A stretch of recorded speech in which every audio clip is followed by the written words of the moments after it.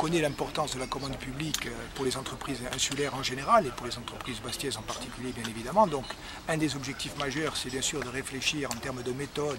aux meilleures façons de garantir un égal accès de toutes les entreprises à la commande publique. Ça peut aller vers des projets comme des plateformes numériques, un projet par exemple où Bastia va essayer de se positionner comme une ville pilote vis-à-vis des institutions européennes. Et puis sur le fond, il faut effectivement engager un dialogue direct avec l'Union européenne pour réfléchir à des techniques,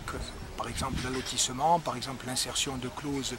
en matière de retombées positives sociales, économiques ou écologiques, à des mécanismes donc qui vont permettre d'organiser un accès plus satisfaisant des entreprises insulaires à la commande publique, puisqu'on sait qu'aujourd'hui, souvent, elles souffrent de distorsions de concurrence qui les empêchent de se positionner de façon satisfaisante. Nous voulons nous positionner comme un site pilote en matière d'accès égal pour toutes les entreprises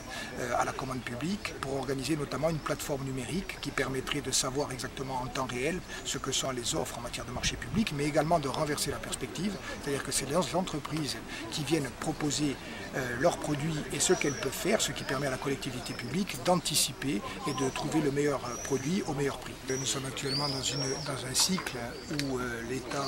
réduit ses investissements et donc bien sûr il faut également renforcer le dialogue direct avec l'Europe